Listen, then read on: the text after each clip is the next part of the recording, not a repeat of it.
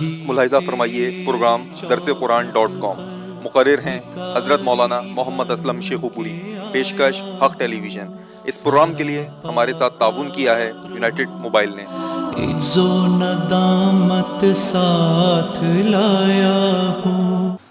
الحمدللہ وحدہ والصلاة والسلام علی من لا نبی بعد، اما بعد فاعوذ باللہ من الشیطان الرجیم، بسم اللہ الرحمن الرحیم۔ الرحمن علم القرآن، خلق الانسان علمہ البیان، الشمس والقمر بحسبان، والنجم والشجر يسجدان، والسماء رفعها ووضع الميزان،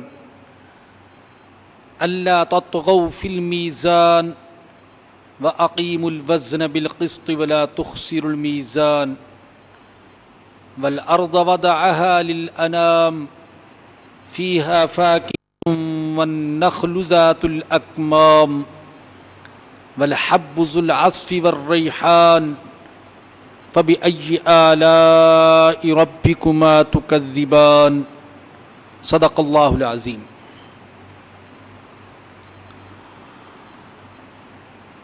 آج کے درس قرآن میں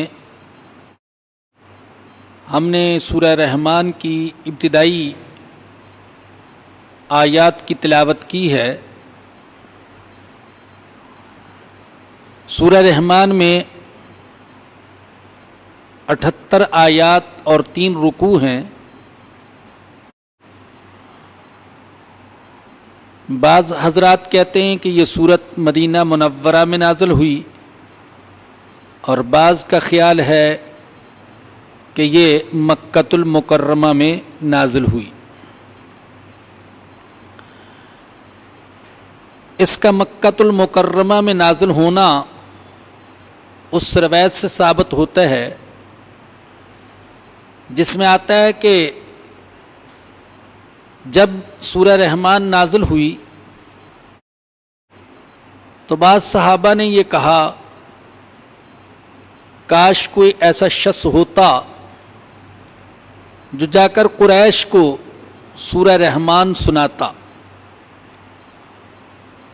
تو حضرت عبداللہ بن مسعود رضی اللہ تعالی عنہ نے فرمایا کہ میں قریش کو سورہ رحمان سناتا ہوں۔ صحابہ نے اندیشہ ظاہر کیا کہ کہیں ایسا نہ ہو کہ اگر آپ ان کے سامنے سورہ رحمان پڑھیں تو وہ آپ کو ظلم و ستم کا نشانہ بنائیں، لیکن اس اندیشے کے باوجود حضرت ابن مسعود رضی اللہ تعالیٰ عنہ اپنے ارادے پر قائم رہے، اور انہوں نے کعبہ کے پاس مقام ابراہیم پر کھڑے ہو کر اس سورت کی بلند آواز میں تلاوت کرنا شروع کر دی۔ قریش نے سنا تو بھاگے،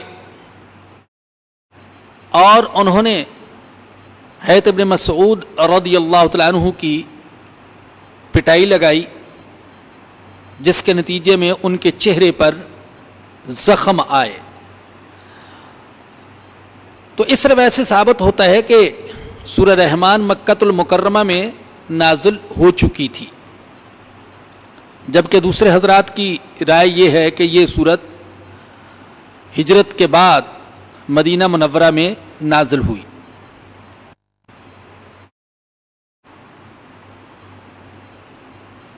احادیث میں مختلف انداز میں سورہ رحمان کا تذکرہ آیا ہے۔ بہقی میں مشہور روایت ہے، حضرت علی رضی اللہ تعالیٰ عنہ نے فرمایا لِكُلِّ شَيْءٍ عُرُوسٌ وَعُرُوسُ الْقُرْآنِ سورۃ الرحمن۔ ہر چیز کی کوئی زینت ہوتی ہے، اور قرآن کی زینت وہ سورہ رحمان ہے۔ ترمذی میں ایک روایت ہے کہ نبی اکرم صلی اللہ علیہ وسلم نے صحابہ کرام کے سامنے سورہ رحمان کی تلاوت کی تو وہ خاموشی سے اسے سنتے رہے، یہاں تک کہ فَبِأَيِّ آلَاءِ رَبِّكُمَا تُكَذِّبَانِ، آپ نے جب یہ سوالیہ انداز کی آیت پڑھی تو اس کے جواب میں بھی انہوں نے خاموشی اختیار کی۔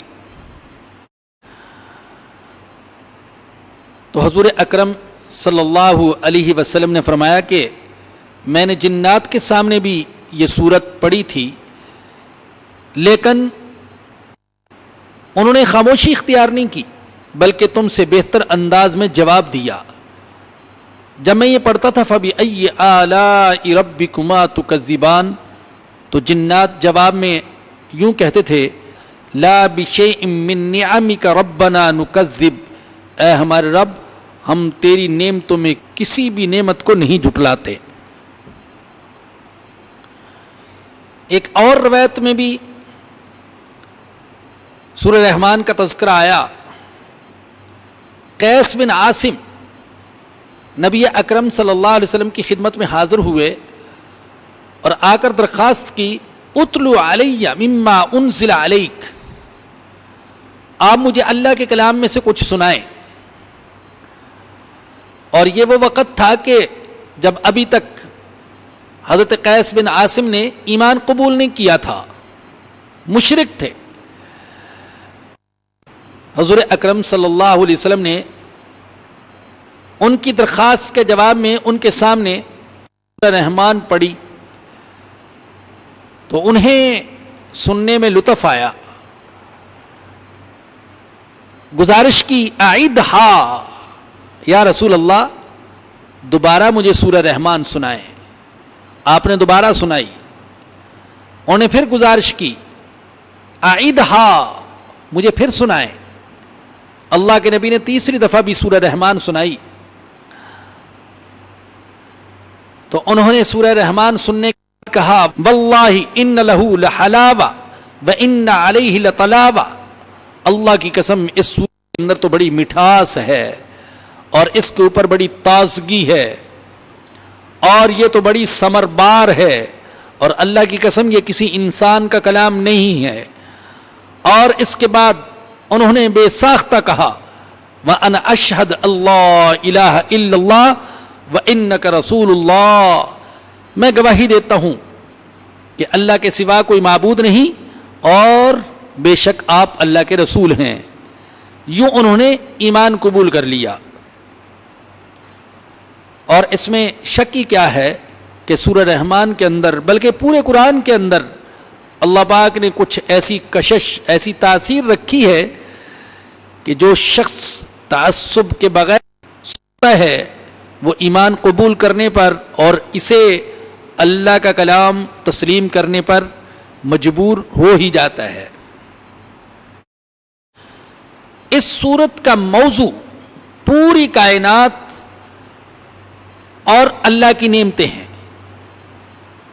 یعنی اس سورت کے اندر پوری کائنات کا ذکر ہے، اللہ کی نعمتوں کا ذکر ہے، اور پوری کائنات اور اللہ کی نعمتوں کا ذکر کرنے کے بعد انسان کو اللہ کی طرف متوجہ کیا گیا ہے۔ چنانچہ مختلف قسم کی نعمتیں ذکر کرنے کے بعد اللہ نے 31 بار یہ سوال کیا ہے فَبِأَيِّ آلَاءِ رَبِّكُمَا تُكَذِّبَانِ، فَبِأَيِّ آلَاءِ رَبِّكُمَا تُكَذِّبَانِ، اے جنوں اور انسانوں تم اپنے پروردگار کی کون کون سی نعمت کو جھٹلاؤ گے۔ اس میں شک ہی کیا ہے کہ ہم سب پر اللہ کی نعمتیں بے شمار ہیں، اگر ہم اللہ کی نعمتوں کو شمار کرنا چاہیں تو شمار نہیں کر سکتے ہیں۔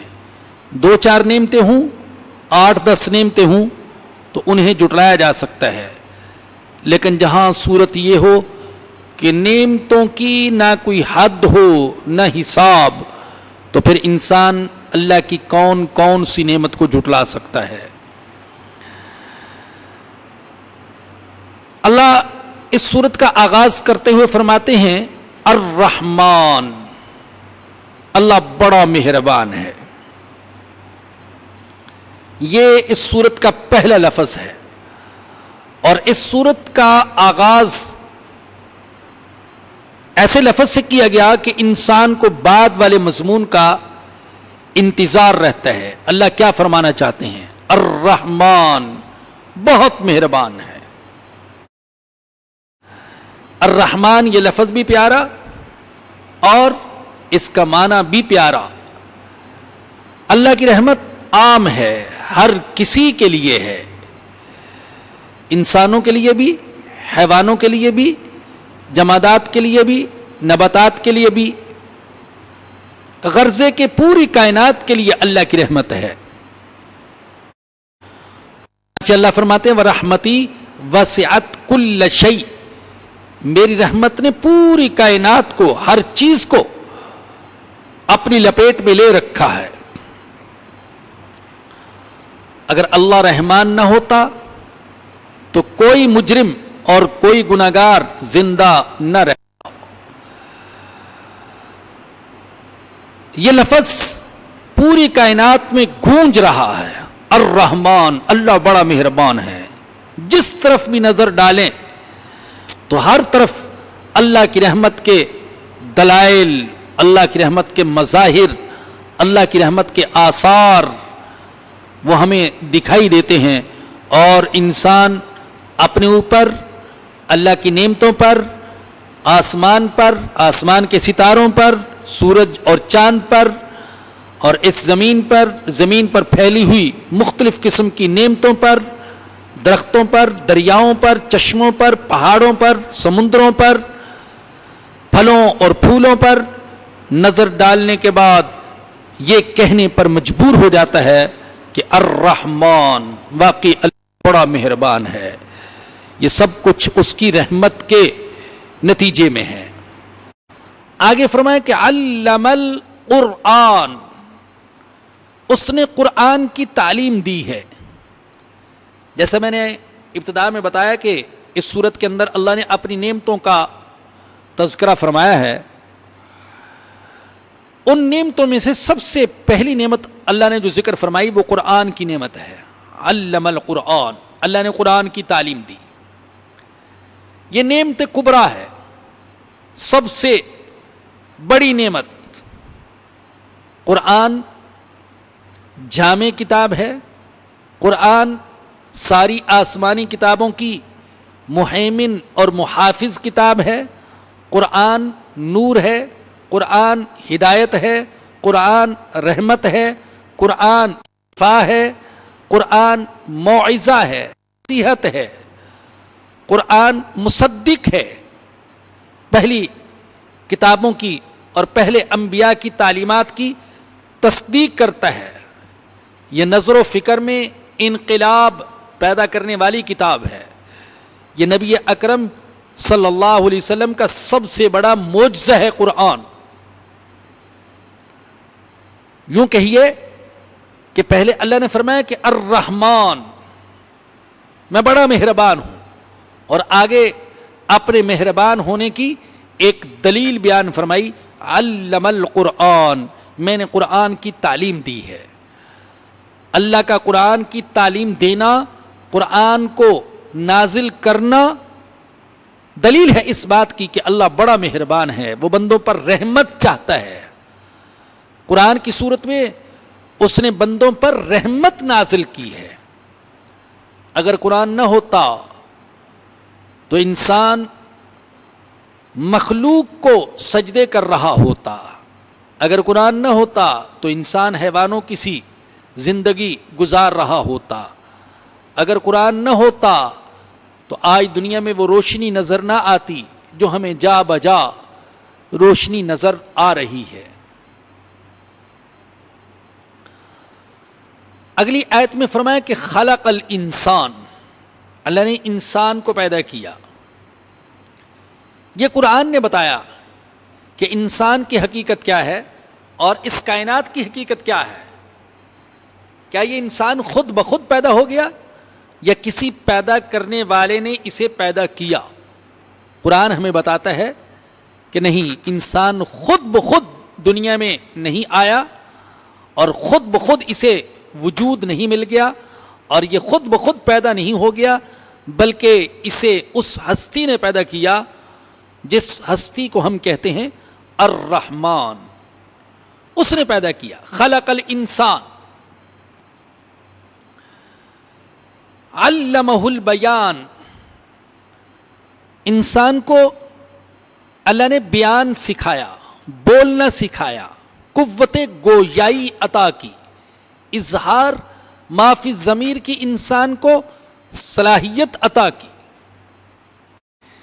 انسان جب دنیا میں آتا ہے تو حالت یہ ہوتی ہے کہ وہ نہ تو علم رکھتا ہے اور نہ ہی بولنا جانتا ہے۔ چنانچہ اللہ فرماتے سورہ نحل کے اندر واللہ اخرجکم من بطون امہاتکم لا تعلمون شیئا وجعل لکم السمع والابصار والافئدہ، اللہ نے تمہیں پیدا کیا تمہاری ماؤں کے پیٹوں سے اس حال میں کہ تم کچھ بھی نہیں جانتے تھے، لا تعلمون شیئا، کچھ نہیں جانتے تھے، جاہل تھے۔ ہاں اللہ نے تمہیں سننے کی صلاحیت عطا کی اور دیکھنے کی صلاحیت عطا کی اور دل و دماغ عطا کیے، تو تمہارے پاس علم تو نہیں تھا لیکن علم کے وسائل تھے، وہ ذرائع تھے جن کے ذریعے سے تم علم حاصل کر سکتے تھے۔ اور انسان بولنا نہیں جانتا تھا، اللہ نے انسان کو بولنا سکھایا۔ یہ جو انسان بولتا ہے، یہ بات کرتا ہے، یہ بھی بڑا عجوبہ ہے ایک، بلکہ عجائب کا مجموعہ ہے۔ انسان کے بات کرنے میں زبان بھی استعمال ہوتی ہے، ہونٹ بھی استعمال ہوتے ہیں، چہرہ بھی استعمال ہوتا ہے، دانت بھی استعمال ہوتے ہیں، ہوائی نالی بھی استعمال ہوتی ہے، پھیپھڑے بھی استعمال ہوتے ہیں۔ یہ سارے اعضاء انسان کے بات کرنے کے لیے استعمال ہوتے ہیں۔ عقل، شعور، دماغ، یہ سب کچھ بڑے عجیب انداز میں، ایٹومیٹک انداز میں استعمال ہوتے ہیں، تب جا کر انسان ایک لفظ، ایک شعر، ایک بات اپنی زبان سے ادا کر سکتا ہے۔ تو یہ کس نے سکھایا؟ یہ قوت گویائی کس نے دی؟ یہ اظہار ما فی الضمیر کی صلاحیت کس نے عطا کی؟ اس نے عطا کی جسے ہم الرحمن کہتے ہیں۔ الرحمن، دنیا میں لاکھوں اور کروڑوں قسم کے جانور ہیں، لیکن کسی کے پاس اظہار ما فی الضمیر کی وہ صلاحیت نہیں ہے جو اللہ نے انسان کو صلاحیت عطا کی ہے۔ ویسے تو کیڑے مکوڑے بھی بولتے ہیں، آواز نکالتے ہیں، پرندے بھی آواز نکالتے ہیں، حیوانات بھی آواز نکالتے ہیں، ساری مخلوق مختلف قسم کی آوازیں نکالتی ہے اور آوازیں نکال کر ایک دوسرے کو اپنی طرف متوجہ کرتے ہیں، اپنی خوشی یا غمی کا اظہار کرتے ہیں۔ لیکن جس انداز میں انسان کو اللہ پاک نے قوت گویائی عطا کی ہے، اس انداز کی قوت گویائی لاکھوں کروڑوں قسم کی مخلوق میں سے کسی کو بھی عطا نہیں کی گئی۔ تو یہ اللہ پاک کی بہت بڑی نعمت ہے، قوت گویائی کا حاصل ہو جانا، اظہار ما فی الضمیر کی صلاحیت کا حاصل ہو جانا۔ آگے فرمایا الشمس والقمر بحسبان، سورج اور چاند متعین حساب سے چل رہے ہیں۔ سورج اور چاند یہ اس کائنات کے بڑے کرے تو ہیں لیکن سب سے بڑے کرے نہیں ہیں۔ اس فضائے کائنات میں سورج اور چاند سے بھی بڑے بڑے کرے موجود ہیں، کروڑوں قسم کے ستارے، اور سورج اور چاند دونوں کا ہماری زندگی اور زمین سے بہت گہرا تعلق ہے۔ یہ زندگی سورج کی حرارت کی محتاج ہے، اور سمندروں کے مد و جزر میں چاند کا دخل ہوتا ہے۔ سورج کا حجم، اس کا درجہ حرارت، زمین سے فاصلہ اور مدار میں گردش، یہ ایک طے شدہ حساب کی پابند ہے۔ کہا جاتا ہے کہ سورج زمین سے 5,92,000 میل دور ہے زمین سے۔ اگر اس سے کچھ قریب ہو جائے زمین کے تو زمین جل کر کوئلہ بن جائے، اور اگر اس سے کچھ دور ہو جائے زمین سے تو زمین ٹھنڈک کی وجہ سے جم کر برف بن جائے۔ تو یہ اللہ ہے جس نے سورج کو ایک متعین فاصلے پر زمین سے رکھا ہوا ہے، اتنا قریب بھی نہیں آتا کہ زمین میں آگ لگ جائے اور سب جل کر راکھ ہو جائے، اور اتنا دور بھی نہیں جاتا کہ ٹھنڈک کی وجہ سے ساری کی ساری زمین اور زمین پر بسنے والی ساری مخلوق یہ منجمد ہو جائے، برف بن جائے، ایسا بھی نہیں ہوتا۔ اسی طریقے سے چاند کو اللہ نے زمین سے ایک متعین فاصلے پر رکھا ہوا ہے، اگر اس فاصلے میں کچھ فرق ہو جائے تو سمندروں میں طوفان برپا ہو جائیں۔ تو اللہ فرماتے ہیں یہ کون ہے جس نے سورج اور چاند کو ایک متعین فاصلے پر رکھا ہوا ہے اور دونوں مقررہ حساب سے چل رہے ہیں؟ تو وہ ہستی جو ان کو ایک مقررہ حساب سے چلا رہی ہے، یہ وہی ہستی ہے جسے ہم کہتے ہیں الرحمن۔ آگے فرمایا کہ وَالنَّجْمُ وَالشَّجَرُ یسجدان، اور ستارے اور درخت یہ سب سجدہ کر رہے ہیں۔ ستارے بھی سجدہ کر رہے ہیں اللہ کے سامنے، اور درخت بھی سجدہ کر رہے ہیں اللہ کے سامنے۔ ساری کائنات اللہ کے تابع ہے۔ جیسے غلام اور بندہ اپنے مالک کا تابع ہوتا ہے، اسی طریقے سے ساری کائنات اور کائنات کی ایک ایک مخلوق اللہ کے حکم کے تابع اور اللہ کی فرما بردار ہے۔ یہ ساری کائنات اپنے خالق کے سامنے سجدہ ریز ہے۔ سورج اللہ کے سامنے سجدہ ریز، چاند اللہ کے سامنے سجدہ ریز، آسمان اللہ کے سامنے سجدہ ریز، اور زمین اللہ کے سامنے سجدہ ریز۔ یہ ستارے اللہ کے سامنے سجدہ ریز، اور یہ درخت اور پہاڑ اللہ کے سامنے سجدہ ریز، اور یہ سب کے سب اسی اللہ کی حمد و ثنا بیان کرتے ہیں، جس اللہ کو، جس ہستی کو ہم کہتے ہیں الرحمن۔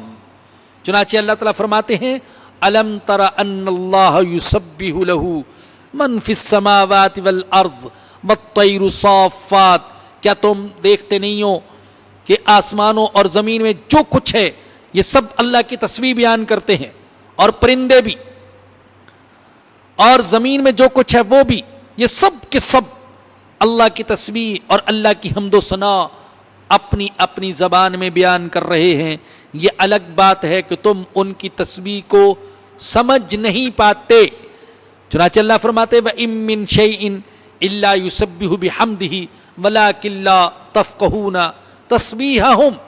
اس کائنات کی ہر چیز اللہ کی تسبیح اور حمد و ثنا بیان کرتی ہے، لیکن تم ان کی تسبیح کو سمجھ نہیں پاتے۔ وَالنَّجْمُ وَالشَّجَرُ یسجدان، آگے فرمایا وَالسَّمَاءَ رَفَعَهَا وَوَضَعَ الْمِيزَانَ، اور آسمان کو اللہ نے بلند کیا اور اس نے ترازو قائم کی۔ اللہ تطغوا فی المیزان، کہ تم ترازو میں ڈنڈی نہ مارو، تولنے میں ظلم اور زیادتی کا ارتکاب نہ کرو۔ یہاں بتایا جا رہا ہے اے غافل انسانوں، آسمان میں غور و فکر کرو، تمہارے اوپر ایک ہولناک فضا ہے، اس میں تمہاری زمین سے کئی گنا بڑے ستارے ہیں، ان کی رفتار بھی بے حد تیز ہے، لیکن وہ سارے کے سارے اپنی حدود میں رہتے ہیں، کوئی بھی اپنی حد سے تجاوز نہیں کرتا، اور اس کا نتیجہ یہ ہے کہ ان میں کبھی تصادم نہیں ہوتا۔ جیسے اللہ نے آسمان کو بلند کیا اور اس کے ایک فطری میزان تجویز کیا، اے انسانوں یوں ہی تمہارے لیے بھی میزان حق تجویز کیا ہے۔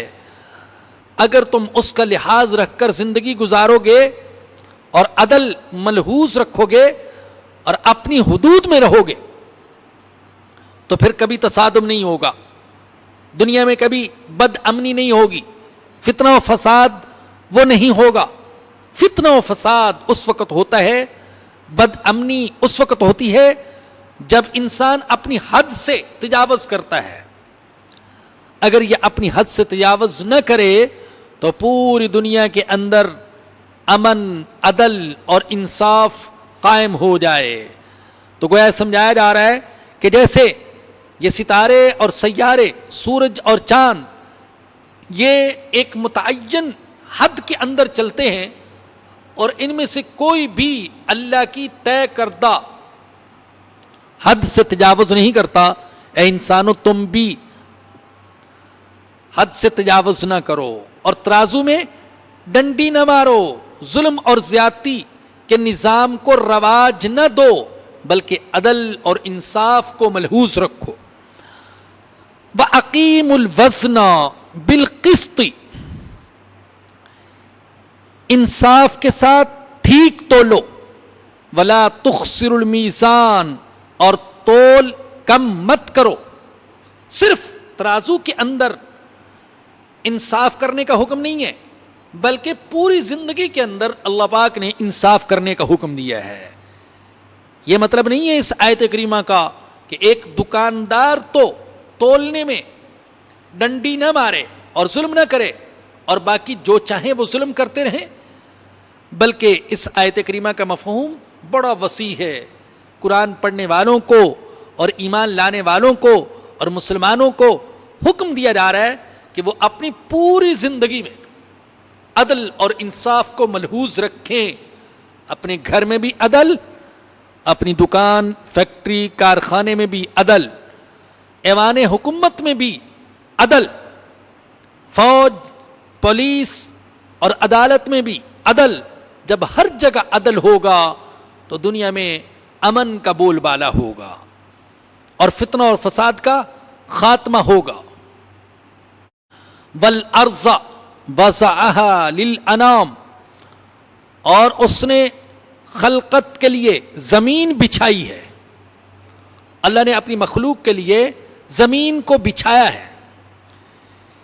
انسان چونکہ زمین پر پرسکون طریقے سے رہتا ہے، اس لیے اسے زمین پر سکونت میں تعجب محسوس نہیں ہوتا کہ یہ کوئی بڑی عجیب چیز ہے کہ میں زمین پر رہتا ہوں۔ لیکن اگر انسان غور کرے تو جان لے کہ میں ایک ذرے پر سوار ہوں، ایک ذرے پر جو فضا میں تیر رہا ہے، اور اس کا کوئی ستون نہیں، صرف اللہ ہے جس نے اس ذرے کو تھام رکھا ہے۔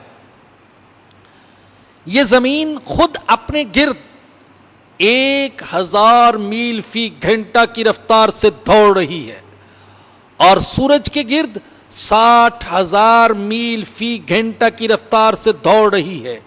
انسان جب غور کرتا ہے کہ میں ایسی تیز ترین سواری پر سوار ہوں جو 60,000 میل فی گھنٹہ کی رفتار سے دوڑ رہی ہے، لیکن اس کے باوجود نہ انسان چلتے ہوئے گرتا ہے، نہ سردرد ہوتا ہے، نہ اضطراب کا شکار ہوتا ہے۔ وہ اتنی تیز رفتاری سے دوڑنے والی زمین پر سڑکیں بھی بناتا ہے، مکانات اور محلات بھی تعمیر کرتا ہے۔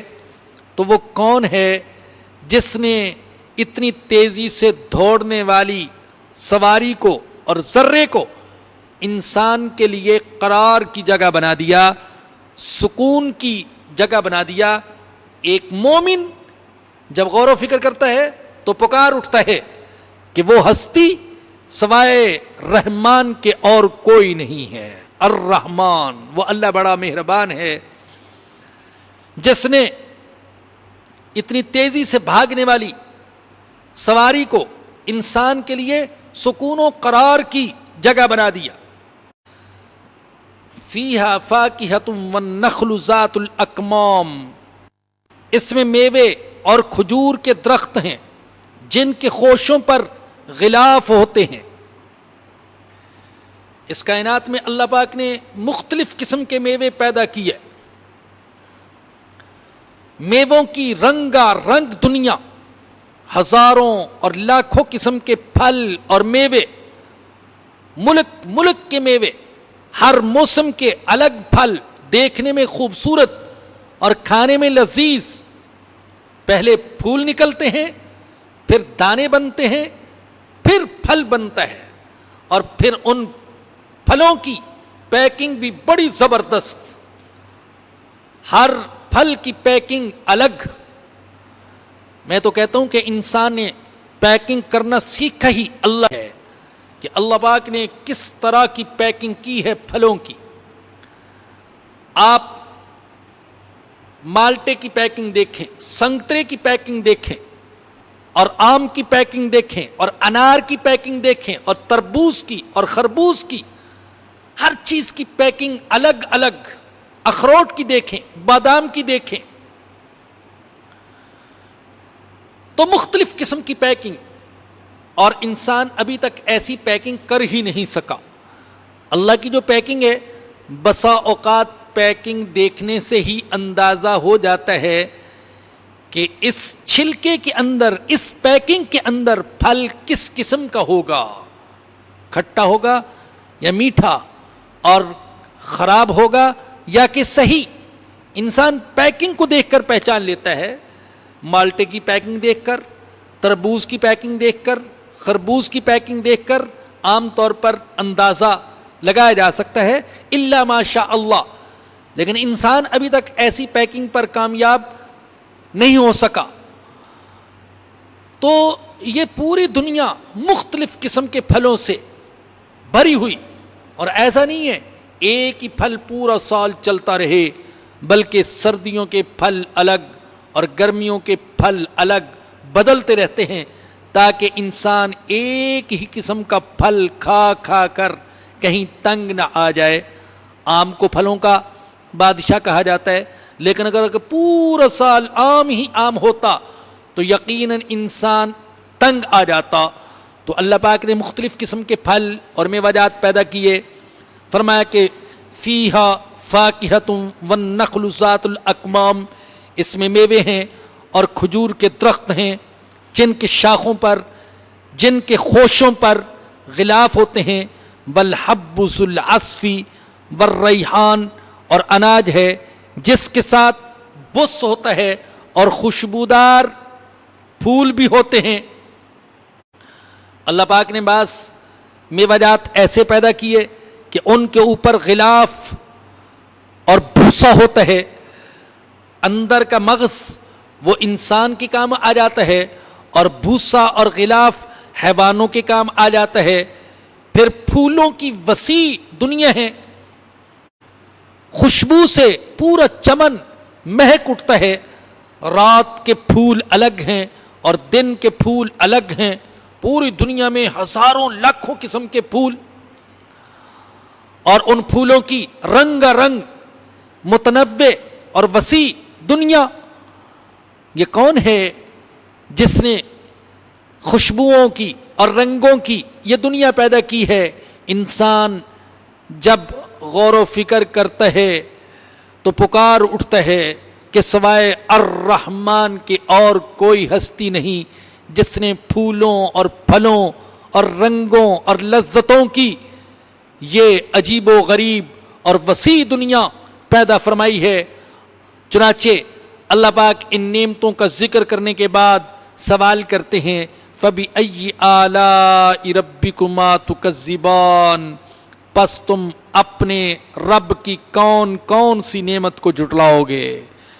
کون کون سی نعمت ہے جس کو تم جھٹلا سکتے ہو؟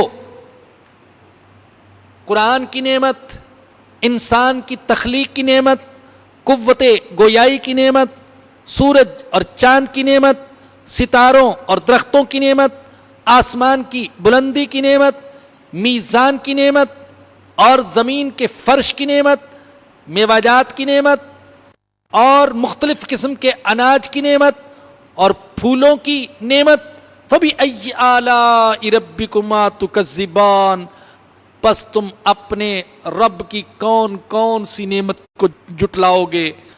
خلق الانسان من صلصال کالفخار وخلق الجان من مارج من نار فبأي آلاء ربكما تكذبان، ٹھیکرے کی طرح کھنکھناتی مٹی سے اس نے انسان کو پیدا کیا، انسان کو پیدا کیا ٹھیکرے کی طرح کھنکھناتی ہوئی مٹی سے۔ مادہ تخلیق تو اتنا کمزور سا کہ بنایا ہے انسان کو مٹی سے، لیکن وہی انسان جسے مٹی سے بنایا گیا وہ حافظ بھی بنتا ہے، قاری بھی بنتا ہے، محدث بھی بنتا ہے، مفسر بھی بنتا ہے، ولی اللہ بھی بنتا ہے، اور زمانے کا امام اور پیشوا بھی بنتا ہے، ادیب اور فلسفی بھی بنتا ہے، اور مختلف قسم کی صلاحیتیں اللہ پاک اس مٹی سے پیدا کیے گئے انسان کے اندر رکھ دیتے ہیں۔ وَخَلَقَ الْجَانَّ مِن مَّارِجٍ مِّن نَّارٍ، اور جنات کو آگ کے شعلے سے پیدا کیا۔ فَبِأَيِّ آلَاءِ رَبِّكُمَا تُكَذِّبَانِ، پس تم اپنے رب کی کون کون سی نعمت کو جھٹلاؤ گے؟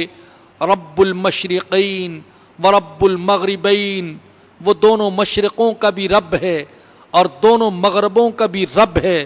فَبِأَيِّ آلَاءِ رَبِّكُمَا تُكَذِّبَانِ، پس تم اپنے رب کی کون کون سی نعمت کو جھٹلاؤ گے؟ سردیوں کی مشرق الگ اور گرمیوں کی مشرق الگ، اور سردیوں کی مغرب الگ اور گرمیوں کی مغرب الگ، یوں مختلف تفسیریں کی گئیں اس آیت کریمہ کی۔ تو دونوں مشرقوں کا رب بھی وہی اور دونوں مغربوں کا رب بھی وہی، طلوع کا نظام بھی اسی کے ہاتھ میں اور غروب کا نظام بھی اسی کے ہاتھ میں۔ سورج طلوع نہیں ہوتا جب تک کہ اللہ اجازت نہ دے، اور غروب نہیں ہوتا جب تک کہ اللہ حکم نہ دے۔ چنانچہ اللہ فرماتے ہیں فَبِأَيِّ آلَاءِ رَبِّكُمَا تُكَذِّبَانِ، پس تم اپنے رب کی کون کون سی نعمت کو جھٹلاؤ گے؟ وآخر دعوانا ان الحمد للہ رب العالمین۔